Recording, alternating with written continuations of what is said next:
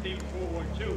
Our buddy Craig, One Alpha. he's going to bring in the legendary Corsair fighter in World War II and beyond. One Alpha, Airbus, go ahead. I'll tell you more about that. Yeah, you might have given you a circuit in our plot to the west of the tower here before we go. Airbus, Christian Suppressor. One Alpha. As Kenny spent countless hours at the airport, climbing in and out of aircraft. One Alpha from Airbus, just confirm you're going to maintain 500 or below. The great Confirm with us for One Alpha. The great Waldo Pepper. As he grew older, he became increasingly involved around the shop, looking to drive the airport fuel truck. Flight lessons with his father at 14. Here is the best thing bird, as it was called. Setting a speed record of 1940, if I remember right, 5 miles per hour. Airbus, copy. Frank Kimmel executed the loop some of the combat and airshow maneuvers. Bernie, stay away from the plane. Watch the airplane.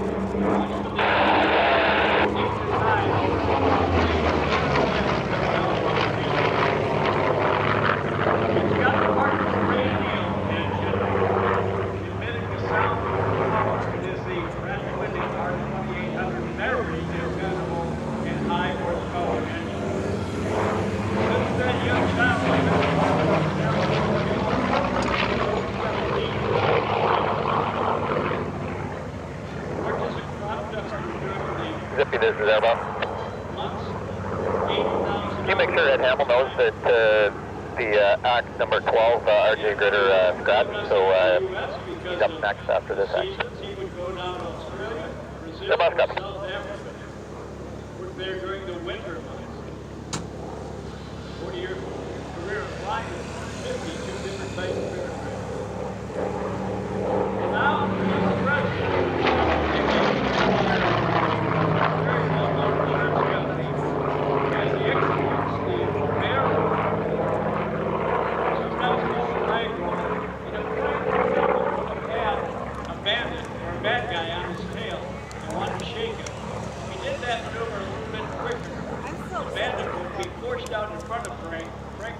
On that maneuver, that rolling maneuver, would get in behind and be on the 6 o'clock position of the adversary.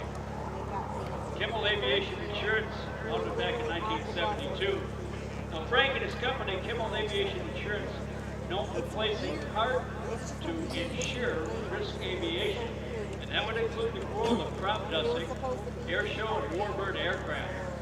He is educated with a degree in agricultural economics from Oklahoma State University, and there he was a proud member of the OSU Flying Aggies, Go Aggies. Previously he served as president of the Aviation Insurance Association, and he is currently a board member of our organization, the International Council of Airshows.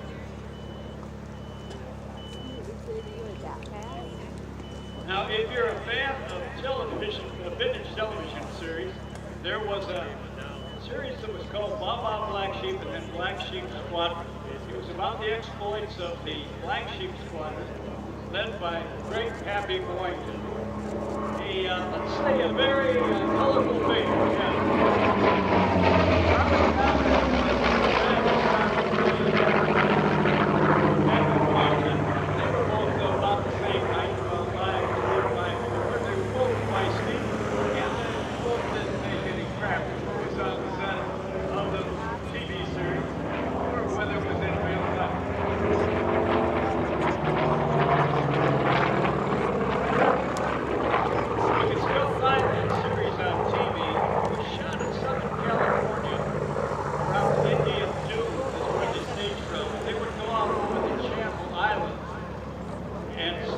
Dogfight between a Corsair, like this one, and a T6 Texan, armored and SNJ.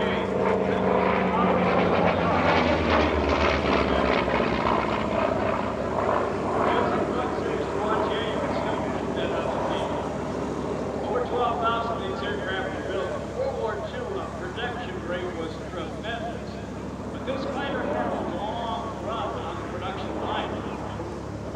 1940 to the winter of 1952-53. And again, all 12,000 were pumped out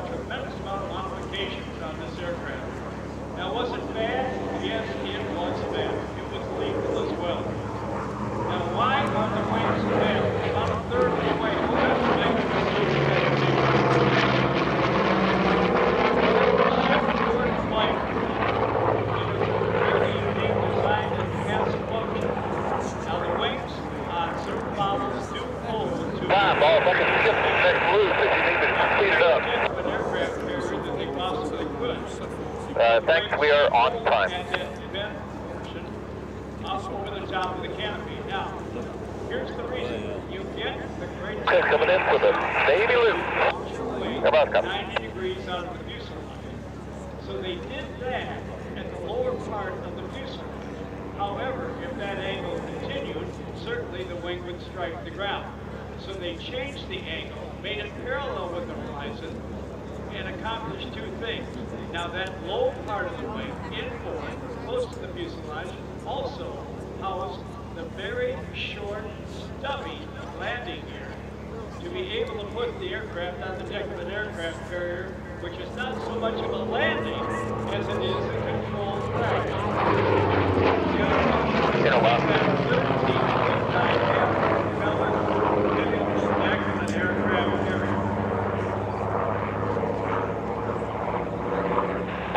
Hey Bob, Hampshire's ready to start.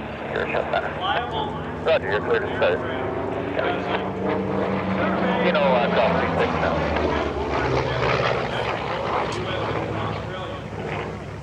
The Corsairs are coming in now. Flyable Corsair, between $4 and $5 million. That's the last figure I got. And fewer of these fly than a lot of aircraft like the P-51 and others.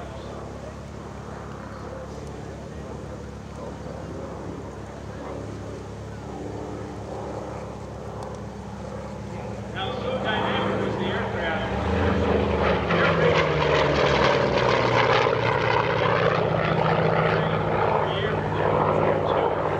After the war ended, surplus fighters were available, and the civilians went back out racing again.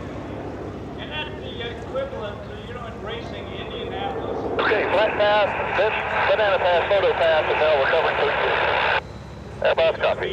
NASCAR racing. Well, Cleveland was the center of speed both before World War II and after. Airbus, Hampshire's ready to taxi. Pilots picked up Hampshire, taxi, Papa, hold short 36.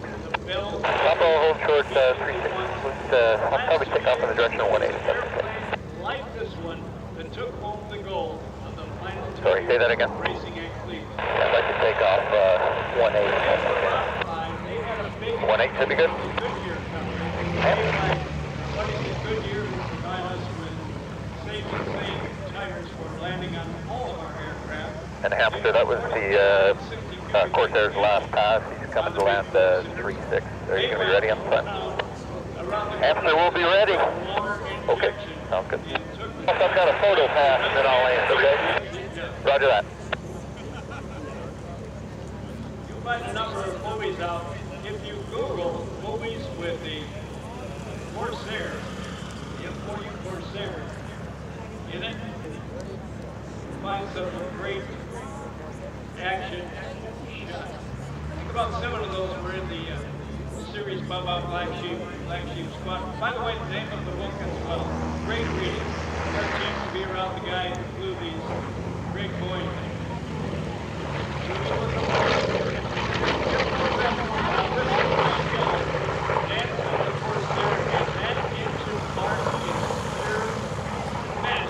Corsair wind 230 at 8 knots, clear to land 36. Land 36 Corsair. Showing the airplane what it does best.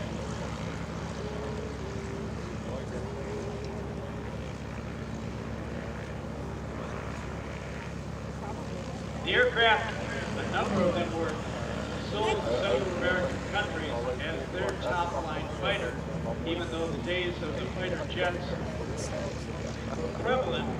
Countries that didn't have a big budget would actually buy P-51s and Corsairs as the first line of defense. Once they were through with them or they had inflicted damage, pilots would go down, pick up the salvage, bring them back, put a lot of money into them, and get them flying.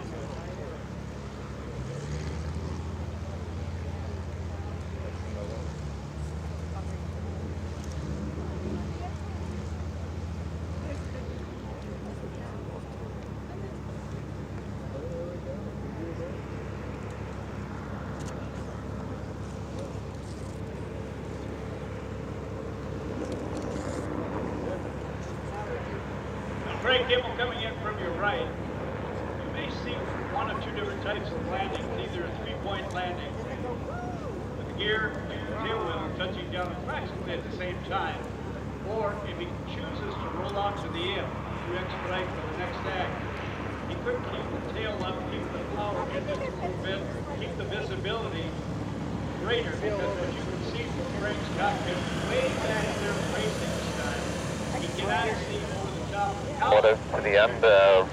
Are you going right on Alpha 1 or left on Papa 1? Don't pop us into the spot there. Then as you get slower, Roger. Papa 1, then switch 126 there. Cool, Corsair. Thanks for the show, Bob. Sorry, relay that day on my frequency.